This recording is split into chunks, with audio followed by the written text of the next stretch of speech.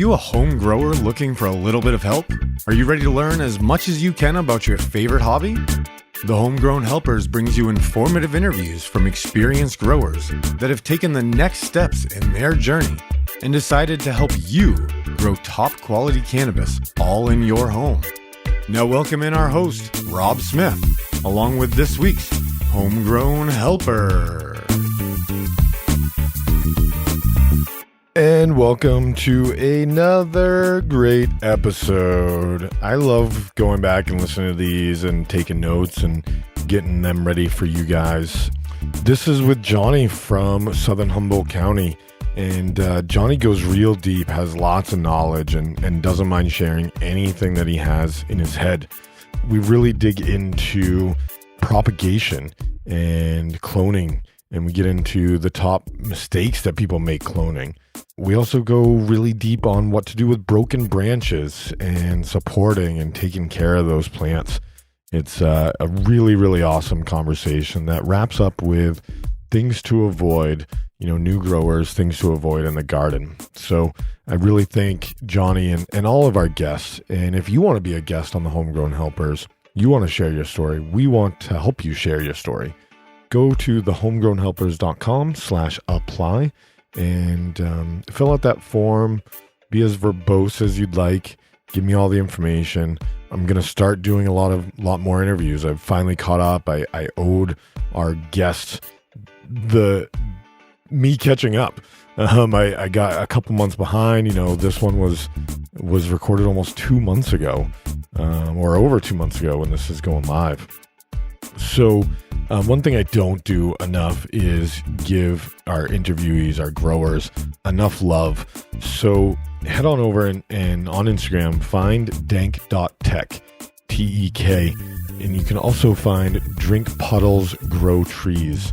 And that is Johnny's 2 accounts. You can find him both there and follow along on his growing journey. I'm sure he'll be happy to answer any questions if you say that you heard him on the Homegrown Helpers.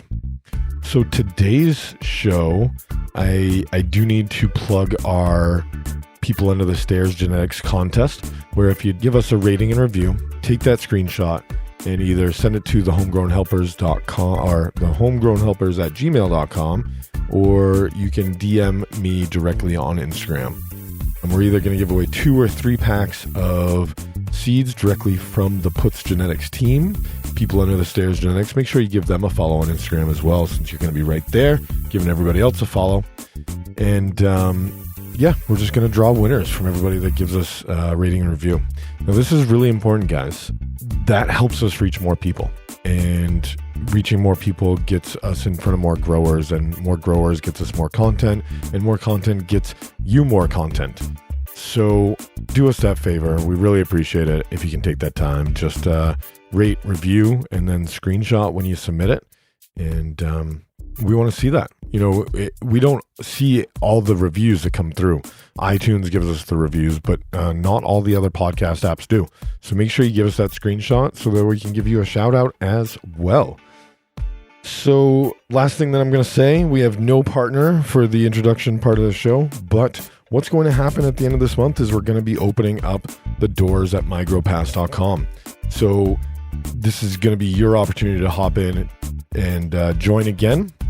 We are only going to open for 2 weeks, a week before July 1st and a week after July 1st. So July 1st, we do our next $6,000 giveaway to members. But what I would like to make sure that you know about today is our 7-day trial. For just $3, you get a glimpse, you get a taste, you get a preview of what we offer at mygrowpass.com to all of our members. And we have a couple different membership levels. You can check those out.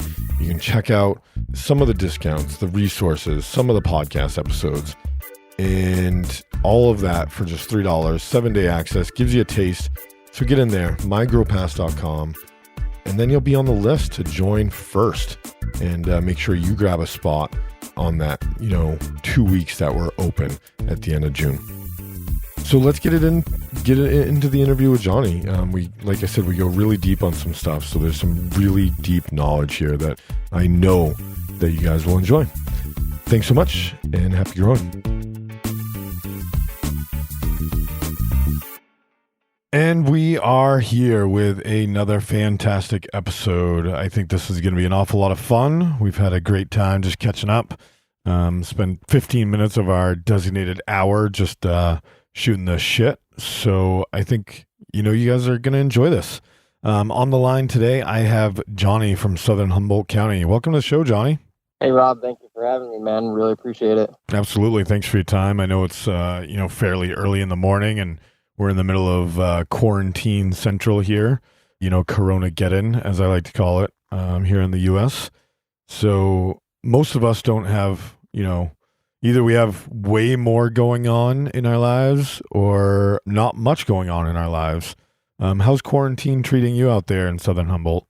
Quarantine is, honestly not affecting me too much as I live and work on the farm that I live and work on. So I'm just, plugging away. We're getting ready for the season. It's April, so we're getting our clones ready. We're starting to transplant. We're making new moms. We're doing all sorts of stuff right now. Yeah, it is April 1st as we are recording this, April Fool's Day. And I am, let's see, today is Wednesday, 19 days deep into pretty good isolation. I mean, I've gone to the grocery store, I've made some trips, but it's been more than 2 weeks since I've seen anybody face to face. Wow. Besides the people live in my household. So yeah, it's a real thing out there. Yeah, I mean, I spent my 30th birthday kind of tucked in. I'm like, well, there's no bars or restaurants or anything really that are available. So I'm like, I'm just gonna stay home. Interesting way to welcome into my third decade. Right, smoke some ganja. Yo, stay at home. Nothing wrong with that. So I did want to say, your farm's still functioning and going strong, and you were talking about propagation and taking clones. And before we hit the record button, I was telling you that here in my home state, Massachusetts, they have told commercial operations that they can only maintain the plants that they have living, that they can't propagate any new ones. And, through this quarantine process, and if that continues, not only is the recreational market going to be severely impacted by this, because they've shut down recreational sales, but they're also going to be destroyed because we're, 2 weeks into this. So there's going to be a 2-week gap where they don't have plants in the flower room. And if this goes on for another 6 weeks or so, they're going to be a full cycle empty and paying overhead and rent and yada, yada, yada without being able to bring in any income. So pretty devastating just on our legal cannabis market, and that's not to be, downplay what's happening across the world with the deaths and everything. I certainly don't want to do that. So now that I completely took that down a dark path, Johnny, let's bring this back around. Why don't you tell us a little bit about yourself and your history with cannabis and how you got to the place that you are, where you're sharing grow tips and advice with our audience. Wow. All right. So no pressure, right? I'm just trying to think. It's been me and cannabis that have been great friends. So me and cannabis have had this journey together since I was about 16, about 14 years. I saw when I was about 16 years old, my uncle, he had a little grow in his closet, and when he opened up the closet door, it just looked like, the lights of heaven, and I could hear like angels singing in the background, like, oh. And that was the first good weed that I had ever seen or smoked.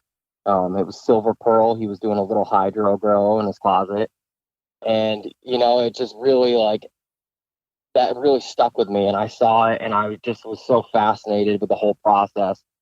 But then, growing up in upstate New York, I really didn't have the opportunity to grow any cannabis living in the suburbs, no place to grow outdoor there, really indoor. I'm living with my 60-year-old grandmother, so she wasn't really cool with me putting up a couple lights.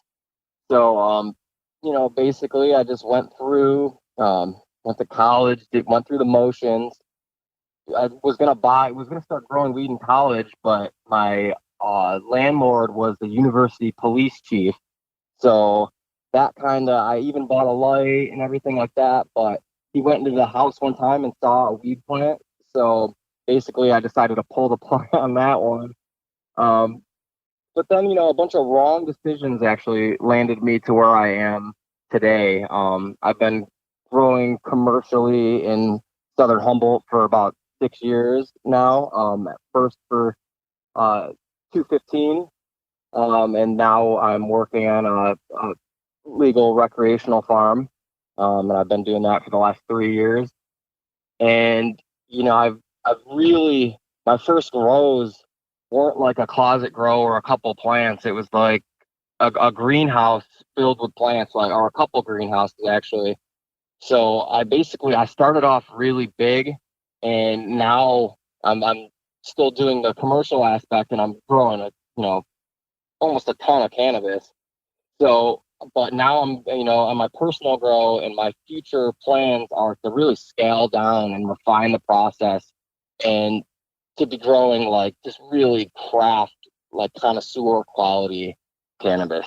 Awesome. Awesome. Yeah. We love the sounds of connoisseur quality. I mean, I've never seen your cannabis, obviously, but the connoisseur cannabis is, that phrase has kind of been watered down worldwide, but if it really has any true meaning, it's definitely coming out of the region that you're working in. So I'm pretty confident that you guys are growing some pretty top shelf stuff out there. So, Johnny, can you walk us through your current grow setup? Your home grow. Tell us about bring us into the grow room. Be specific about nutrients, soil, lighting. Tell us anything you can. All right, so I am currently just rocking a little 2-lighter. They're Gavita 1700 LEDs. They're Gavita's new LED lights. Absolutely love them. They're super powerful. They don't put off a lot of heat. I'm in week 5 of flower, and the lights are about 18 inches from the top of the canopy. No signs of any light stress or anything like that. They're looking great. It's actually my first indoor grow as well, so I'm very excited about that. So I have a CO2 tank, which I think CO2 is essential, and doing a closed room is also essential. That I have pretty much running at 1,250 parts per million while the lights are on. Of course, when the lights are off, it's really not going to, kind of a waste. It is a waste of CO2. So there's a phytocell or a photocell and a regulator that keeps the CO2 consistent at 1,250. I have pretty large dehumidifier in the room. Can't remember. It's an Ideal Air. It's a heavy duty industrial dehumidifier that I'm borrowing from one of our drying rooms. I have a bunch of Titan controls for humidity, the dehumidification. It's all ran on Titan controls. So I have certain parameters set, following vapor pressure deficit charts. Basically, with the temperature is a certain amount, the humidity is going to be a certain amount. And I'm slowly lowering the temperature and humidity throughout flowering to stimulate nature, and to also be able to safely lower the humidity to avoid any fungal problems as I get later into flowering. I'm using a Living Soil Smart Bed by Grassroots Fabric Pots. Absolutely love it. Probably equivalent to like 300 gallons of soil, maybe even 400 gallons of soil altogether. It's a 4x8 bed. It basically, you construct it using PVC pipes and couplings, and you can even have you can stack the trellis netting on the bed itself. So you're everything is just contained in that bed. Makes it super nice. It's easy. It looks good. It's a lot of soil, which is good as well, because I'm doing Living Soil organic, where I'm basically using light nutrients, but I'm basically just feeding the soil with microbes and using some KNF techniques that I learned, as well as just kind of introducing like I mulch. Not a lot of people I see mulch, and actually I a lot of the leaves that I'll take off when I was coming and cleaning the bottoms. I actually leave that, chop them up kind of fine, and I leave that on the bed to decompose as the plants are growing, which I hear a lot of people talk down upon. I'm a big fan of it. The biggest problem I've seen is fungus gnats, but simple nematodes take care of them, and I have in a couple sticky traps, and there's no problem. Everything's decomposed after like 3 weeks. Everything's basically already decomposed and being returned. All the nutrients are being returned right back into the soil. Awesome. That's a great rundown. Thanks so much. Was that a grassroots fabric pot, the 4x8 bed you said? Yes. Yep. And talk to me about the living, like you said this is your first indoor grow. So I'm curious about the 300 to 400 gallons of soil that you have in there. Did you mix that in your room? How did we get that in there? Like, talk about that process. Okay. So the soil, I really was like wanting to experiment with this. I went to the Regenerative Cannabis Conference. Nice. That was held in Humboldt. It was awesome. And forget who it was, but someone was talking about hugelkulturs. And hugelkulturs are essentially like you're making these beds, like these beds where you're kind of digging in the ground. You're leaving like a layer of rock, and then you put like fallen tree stumps or sticks or like something like that underneath everything, and then you put your soil back, and you put layers of organic matter on top of it. So I was like, I've seen really good results from amazing growers where they were using this outdoor, and I was like, I want to try to like kind of capture that and bring it inside. So what I ended up doing was I found some rocks that were covered in mycelium, like absolutely covered in fungal growth. So I was like, okay, I grabbed like a couple 5-gallon buckets of these like rocks covered in mycelium, and I kind of laid it down as like a foundation in this smart bed, which is about like 2 feet deep or so. So I just laid down like a thin, not even a layer, but just like a couple rocks here and there.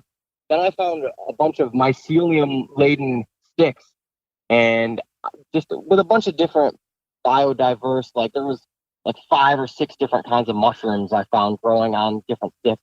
So what I did was I like grabbed a few sticks, I brought those in, I laid those down over the rock, and then we have a bunch of extra soil around here. So basically, and it's not very good soil, it's just like bulk soil. So I grabbed maybe enough to fill up half the bed.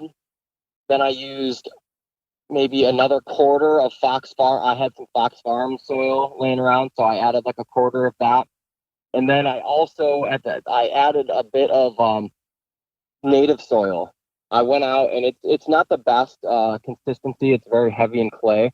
But what I did was I went out and I grabbed a couple buckets full of maybe like 40, 50 gallons of native soil. I mixed it in with the Fox Farms, and I wanted to incorporate some of the native microbe into my indoor grow and into that bed to really have diverse life in there.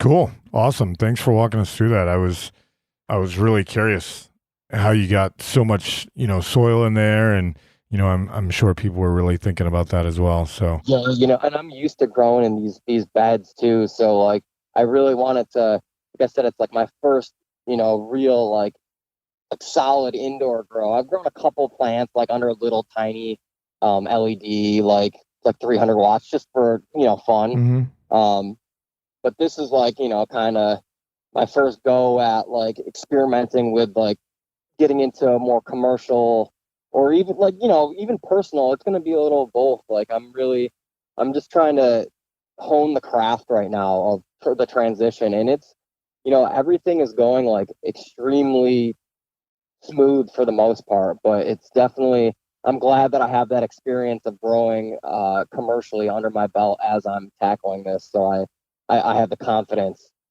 to go forward. Yeah. So, we get a lot of questions about how to take, a home grow experience and apply that on a commercial scale. And I think sometimes that can be difficult to make that transition, scaling from a small tent up to 2 to 3, 400 light facilities. Some people have asked us about, and they asked for design help. And before I started this part of the homegrown helpers, we'd talk to consultants that help home growers, and some helped on the commercial side. And making that transition is difficult, and a lot of the difficulty comes in the environmental control. Oh yeah. So I was hoping that we could kind of put an overarching theme to this interview and allow Johnny to kind of talk to us about the opposite of that, and going from a commercial scale and how he's been able to apply the knowledge that he's used on a massive operation, and then take it down and apply it to his home grow, because I think that's a lot easier. Would you agree, Johnny? That's a lot easier to do. Oh yeah. And there's a lot less risk as well. Right. If you're scaling down, it's like, if something were to happen in that room, my heart would be broken. But at the end of the day, it's like, it's not as anxiety provoking. Right. I'll tell you that. Right. Having like a little smaller setup, and it's definitely growing on a large scale is taught me like so many of the problems that can arise. I've fought every single bug that there is, and beat them. I've fought all sorts of mold, and I'm like, I know, and I've seen it, and I panicked, and I've already like I've already spent the days researching, really like asking people questions. I'm always asking people questions. If I see them doing something, when I'm on Instagram or something, and I see someone who has some knowledge that they could impart on me, or just extra reassurance that this technique is proper, then I'm always just getting reassurance from other experienced growers. And I think that's like super important. It's a super important tool for me, is just like, consulting with other growers. Most of the people are really, they love to talk about growing cannabis, and it works great. And as far as like, I'm used to is like for cloning, cutting thousands and thousands of clones and taking care of thousands and thousands of clones. And that is getting the environment dialed in to take like a room full of clones. It is so finicky. It is so finicky that when I like cut like a tray of clones, like 50 clones for myself, for my grow, I don't even need that many. That gives me extra. It is just so relieving and so much easier to take care of that one little tray, instead of taking care of like, a couple hundred. The maintenance that goes into that is just overwhelming. And same with my room. It's a 4x8 bed. I go in there, I spend, I water 20 gallons every 4 days. So I can be in my room for the amount of time. It's nice to have this little project on the side where, I could spend an hour or a half hour a day and go in there and still like have time to go about doing other things. But yeah, scaling down is just like, I can't wait until I can do it full time, and I can be, actively scaling down from what I'm currently doing, because the amount of time and love and energy and care that you could put into a grow when you have more time is just like, it goes a long way. Yeah. Do you ever work so hard at the farm that you get home and you're like, now I have to take care of one more room? Like I love working with cannabis plants, but like, man, I've had my fill for the day, but now I got to go do this. Like, you ever had that feeling? Never. I live and work where I at the same place. Okay. So like, I don't actually like live right next to our nursery area. I live like a 5-minute drive, but it's on the same property. Okay. So it actually gets me up early in the morning. I like hate getting up early. It's so hard for me. I've been farming for 6 years, and you have to get up early. Yep. In the summertime, there's no ifs, ands, or buts, and just the way it is, like I have to be up and doing my thing at the latest 8 o'clock. So having this little room actually is getting me up at 7, and down and doing my thing at 7. So I have an hour if I need to take care of anything with the plants and just kind of relax. And it gives me something to like wake up for and be like, yes.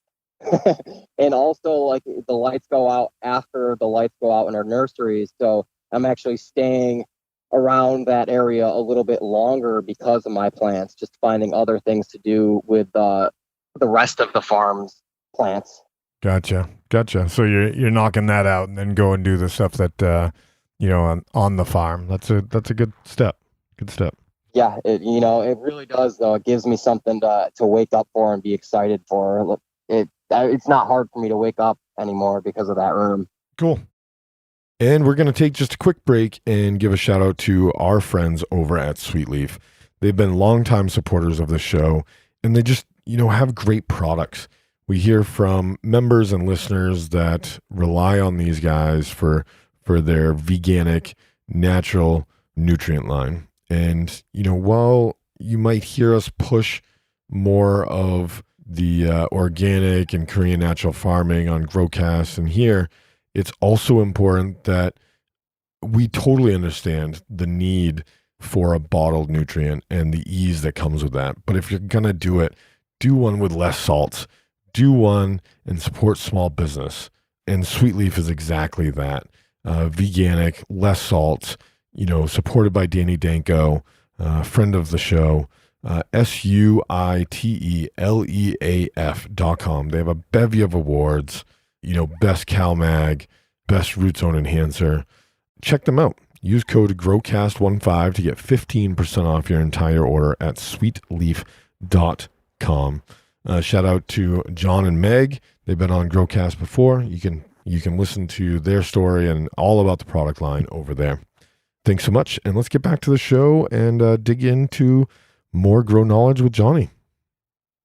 Johnny, I'd like to give you the opportunity to impart some of your propagation wisdom on our audience. You wanted to go deep on cloning, and I wanted to give you the opportunity to share anything and everything that you can, whether that's a quick hitting, best tips, or your standard operating procedures, and walk people through step by step for propagating from a mother plant. All right, sounds great. So the first thing to successful cloning is really like your mother stock. You can take a clone from any plant, and they may or may not live, but I can tell you that your rate of success, if you're working with a healthy, vigorous plant, is just instantly, it goes up like dramatically. So having a healthy mom stock is super important. And then, it's pretty much, you just follow procedure. You cut the 45, stick it in whatever rooting agent you have, stick it in the rooting medium. We use domes. And what we do is we leave the domes always completely open, like fully vented. We leave them on for 5 days. And the rooms that we have our clones in are all environmentally controlled. We always aim to keep the temperature below 80 degrees. Anything higher than that, and you're really running a high risk for developing some kind of pathogen. So the temperature is really important of the room. You don't have to be cold either. We keep it right around 70. We have heat pads. The heat pads are they're not essential. Like, you'll get clones to root without them for sure. But having your root zone be like right around 80 degrees is crucial. If you want your roots to be popping after 7 days, you're gonna really, really want to have that root zone. We keep our heat mats at 78 degrees. There's a humidifier in the room that's always keeping the humidity around 60%, 60 to 70%. If you get too dry, there's going to be too fast of an air exchange from inside and outside of the domes, and it's going to make your plants kind of wilty. You could close the domes a little bit, but that really, in my experience, unless you're religiously burping the domes and wiping them off like 3 times a day, you're going to have an airflow problem, and you're going to be running high risk for mold. And it works if you're doing 1 or 2 trays. You can get away with it, but if you have a room full of like 100 trays and it's kind of stuffy in there, you could almost guarantee that you're going to get some mold issues. So we leave the domes fully open. We burp them a couple times a day to remove any moisture and stagnant air. If they have condensation on them, I always wipe the domes off, at least a couple times a day if they're getting some heavy condensation. And besides that, the climate control I found is so important. I've seen a whole room of trays get just ravaged by mold because the climate wasn't right. It was too hot. There wasn't enough airflow. Airflow is super crucial. You want to have air moving around in the room. And without those things, without airflow, I've seen it happen. We got lazy here, and we just started. We didn't get lazy. We just started going full steam ahead from cutting nothing to cutting, mass amounts of clones all of a sudden. So we were filling up this room, and we didn't have enough airflow, and we were adding more lights, and we're putting more trays in there, and I watched these trays just get absolutely devastated from like damping off and various other types of fungal attacks. And as soon as we got the climate dialed in, like I said, 80 degrees or less, the heat pads at 78, airflow, the humidity at 60 to 70%, our success rate went from the first round of clones we cut this year just got devastated. It was like a 50% success. As soon as we implemented all of those things that I mentioned, our success rate is back, 90 plus success. So it's make or break. But on a smaller scale, like I said, it's a lot easier to take care of. Like, when you're looking at 1 tray, you could burp that thing. It's super easy. Wipe it off. You could really baby it. And I think that, the more time that you have with whatever you're propagating or cultivating, the better your results are going to be. And the easier it is to get good results consistently. Good stuff. Sorry, I wasn't sure if you were done there. I wanted to give you an opportunity. No, and, and another thing I'd like to bring up is something that on a small scale, I can't wait to really, like I said, dial down. On a large scale, we're using rooting hormone. We're using a root gel and a rooting solution that we water in our cubes with, and then we dip our plants in gel or powder. It's all rooting hormones. It's all kind of what I consider nasty stuff, kind of harsh, chemically, possibly carcinogenic. So you can clone with really high success if you water your cubes with a light seaweed, a light humic acid, and a little bit of B vitamins and kelp, and then you use aloe vera, like you cut off a blade of aloe vera and you dip your cutting in aloe, and then you stick it in the cube. I've had just as good success, just as healthy plants, but they're done like in an all organic, not dangerous kind of way. Like we're wearing gloves when we're cutting clones because we don't want to have the stuff touching our skin, long sleeves. And with the aloe, seaweed, humic acid, willow water is another thing that I like to add in there as well to my solution that I water the cubes with. Willow water and seaweed have natural rooting hormones, so they're excellent for taking clones. And if you're doing a smaller scale cloning job just for your home grow, I would highly suggest trying these organic methods because they definitely work. Cool. Can you give us maybe like a top 3 or 5 mistakes that people make when they're cloning that new growers could avoid? Yeah, and it's even something that after cutting for 5, 6, 7 days straight, 8-hour days, even experience, like it's easy to start doing something and just keep like to get in the pattern of doing something wrong. Like, for instance, occasionally I'll have like a tray where I'm just going a little too sharp on the angle. You should be cutting at a 45-degree angle. And like 45, like if you go much more than that, you're just going to be kind of shooting yourself in the foot.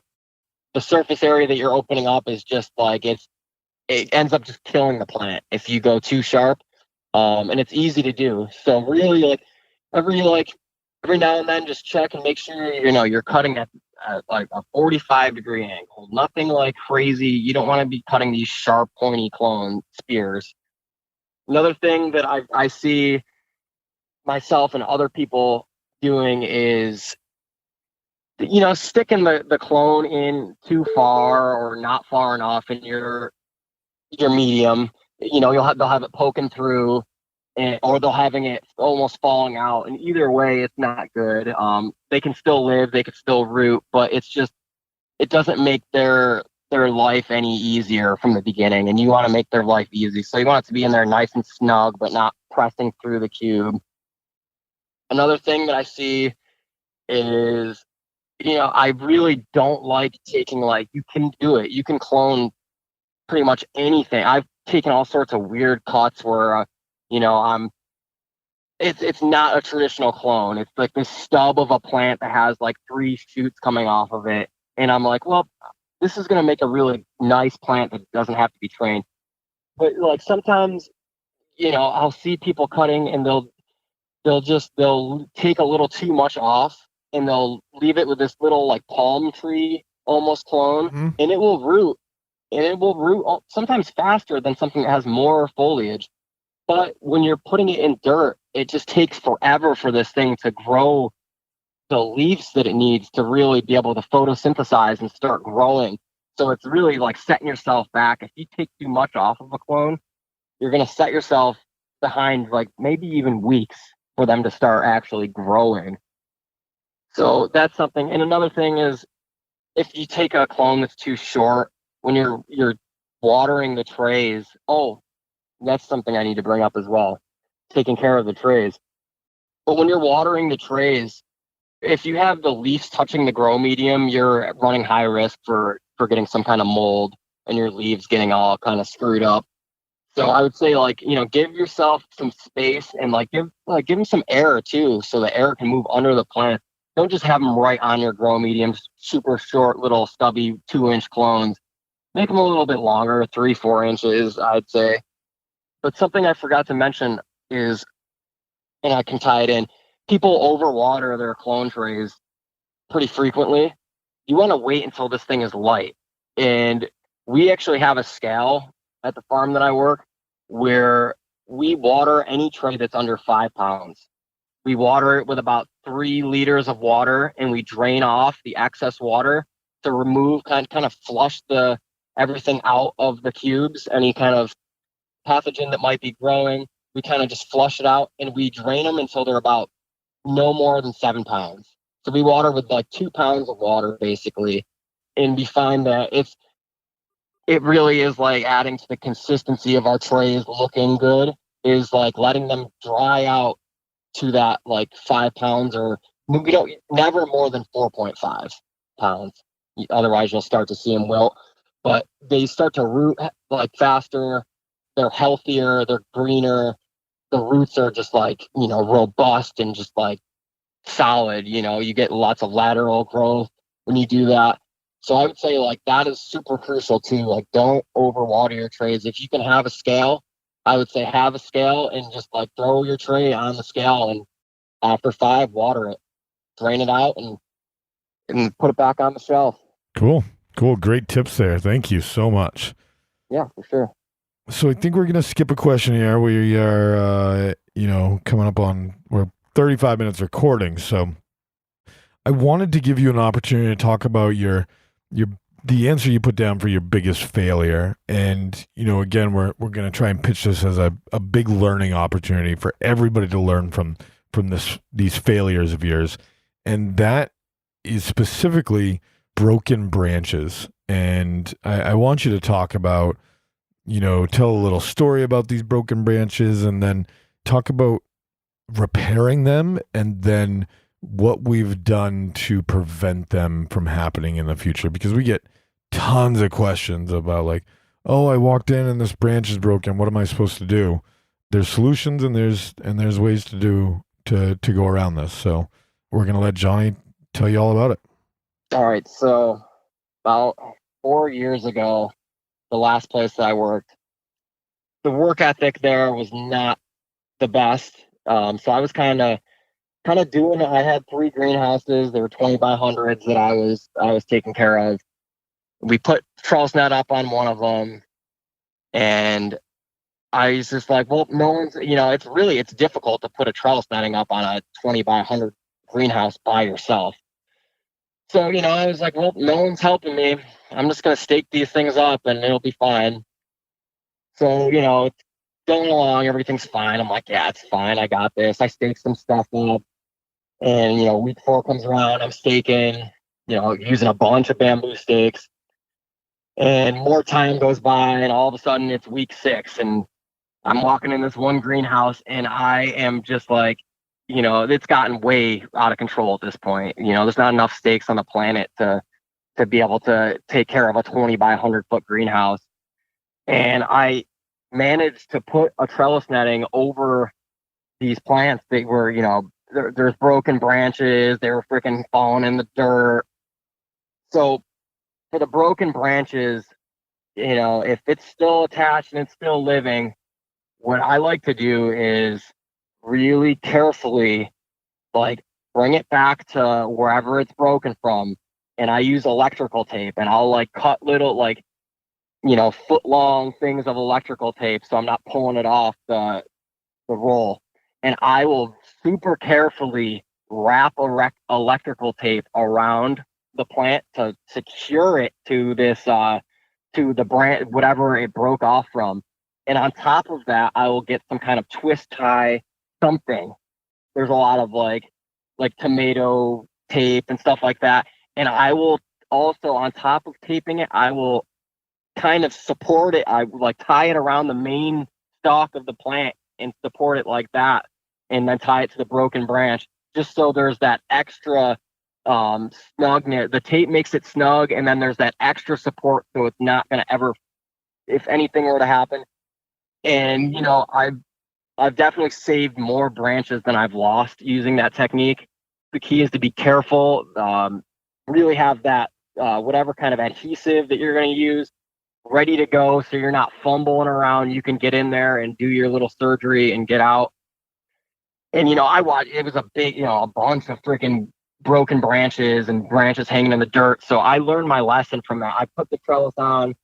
The other one I couldn't do myself because it was just like the greenhouses were chaotic, impossible to really navigate and walk around freely because of how many plants.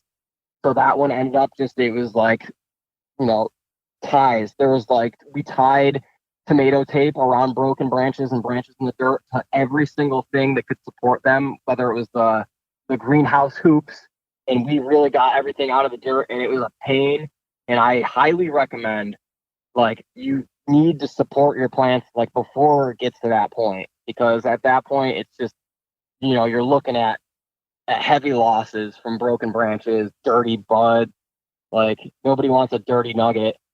And so, like, supporting it. And now what I do for the commercial grow is we're putting the trellis netting on, the first week or 2 of flowering.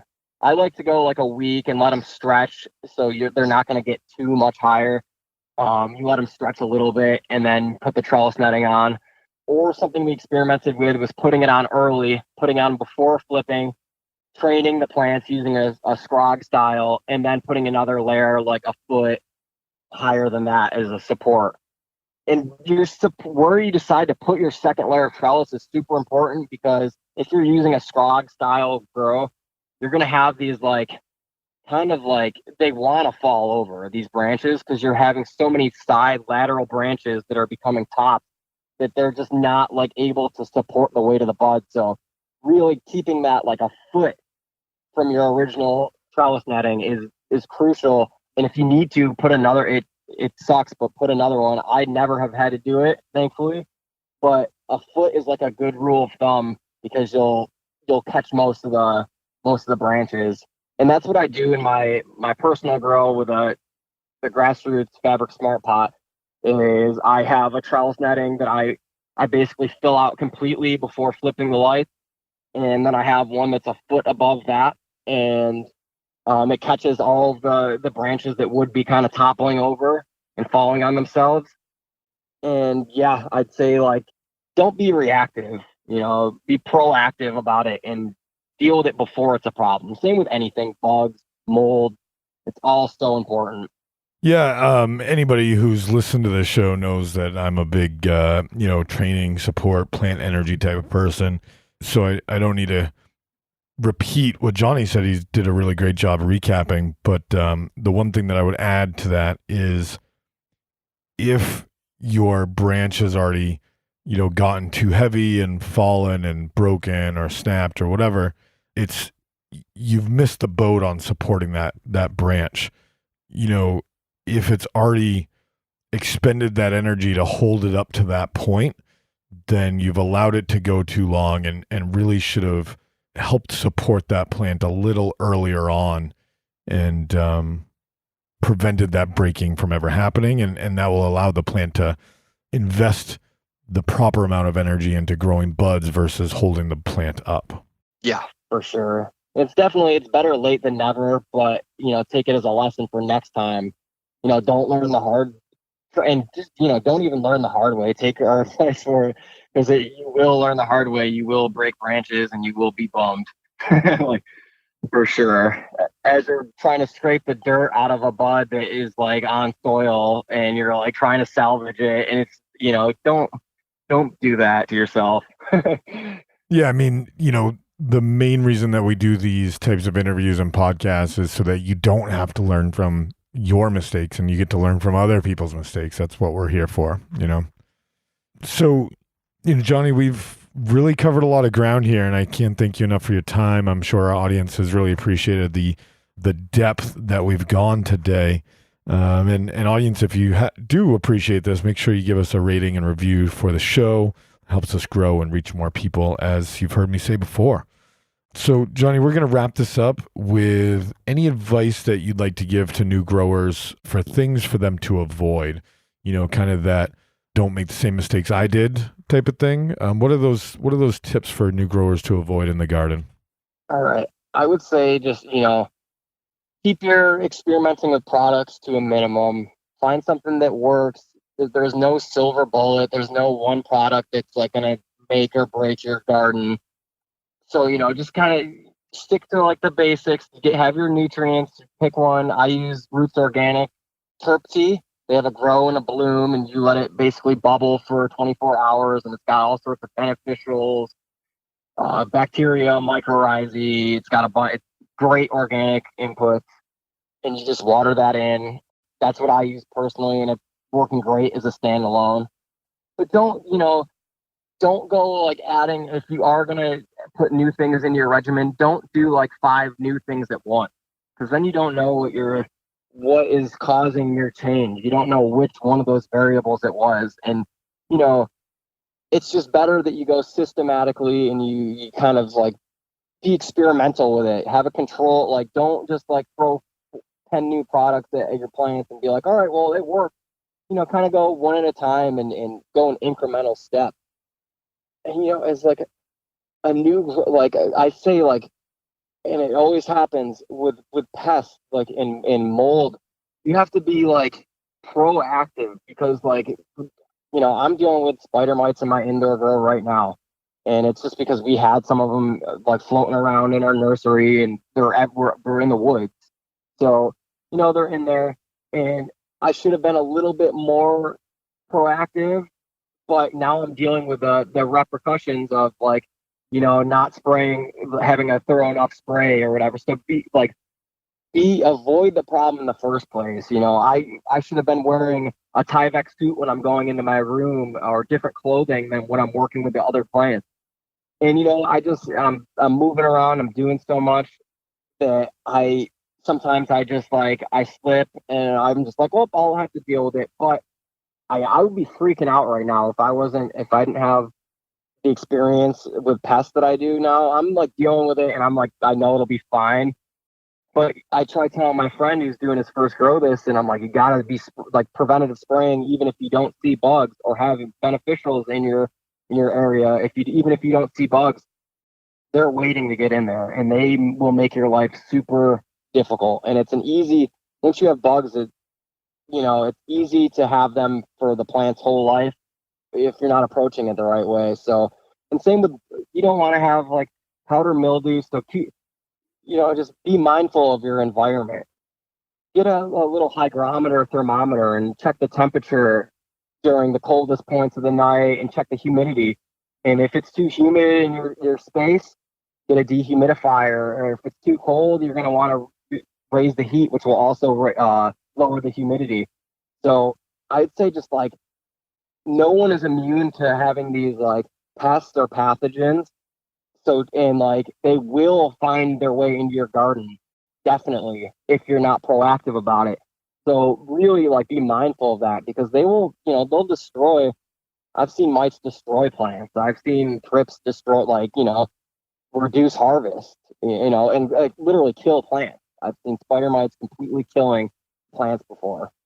So it's definitely like you don't want it to get to that point where you're looking up how to vacuum spider mites off a plant. You want to be keeping them. Right now, I have them in my room, and I'm just keeping them at bay. I don't think that total elimination is possible, to be honest with you, because of how resilient mites are. And just, in a flowering plant room, it's hard to get full coverage.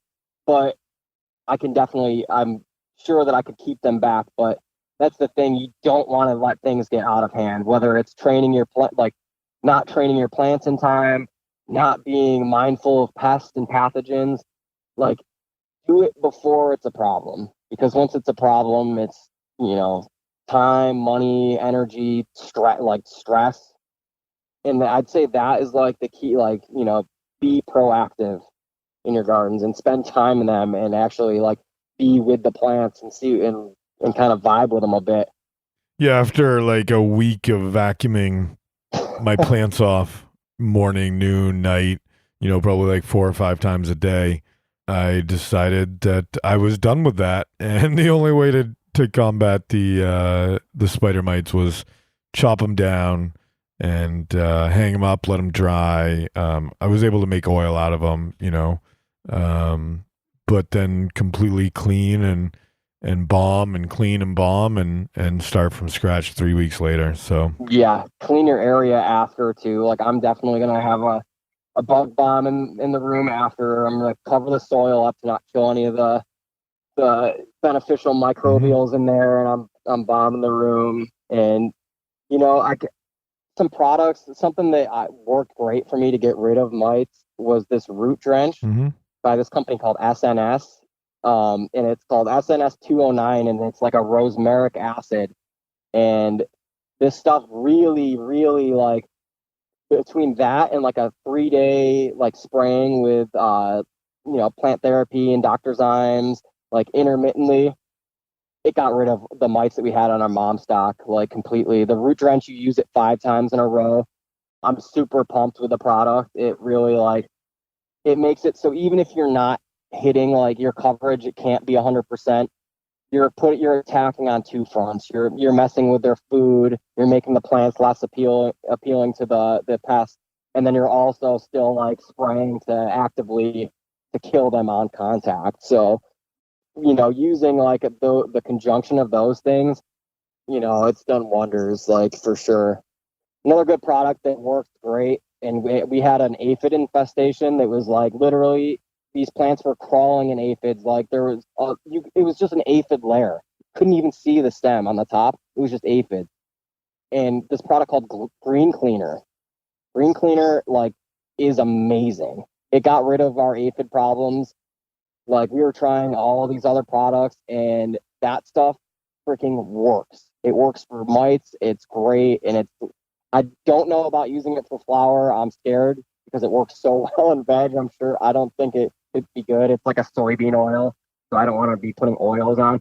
But for veg, this stuff is like, I swear, like I was amazed. The first couple applications of it, and the aphids were like from crawling on the plants to like one or two here or there, and then after like a month, they were just completely eliminated. You know, it's tough in like finding products that work for you, and I'm sure there's certain pests, like certain products won't work for certain pests, even if it's like aphids. I'm sure there's like local immunities to certain products that aphids have, or might even throughout time, because they reproduce so fast. So it's really about finding a product that works and like kind of sticking to it. That is like some more advice that I have. Like there are great organic insecticidal and like fungicidal solutions out there, and those are just a couple that I like highly recommend and have worked great for me in the past. Awesome. I think that is an amazing spot to wrap up, Johnny. Thanks so much for your time today. Thank you, audience, for listening. Johnny, you want to say a quick farewell to everybody listening to you right now? Yeah, guys, like I said, learn from me and Rob, be proactive, and you can check me out at Instagram at dank.tech, TEK. That's my indoor organic living soil project Instagram. And then you can also follow my personal page, which has all of my work stuff going on and other whatnot, which is at Drink Puddles, Grow Trees. And, if you guys have any questions, feel free to shoot me a message. I freaking love talking about ganja. So I would love to talk about it with you and help you guys out. Can you give that Instagram handle one more time? You kind of were just a little muffled there. Yep. The first one is at dank.tech. Okay. TEK. Gotcha. And then the second one is Drink Puddles, Grow Trees. I like that. All right, audience, we are going to wrap things up here, because we're recording at the end of, or beginning or middle of, God knows how long this quarantine is going to last. I just want to wish you all a very safe quarantine and hope you're staying safe and keeping your family and friends and neighbors and community safe.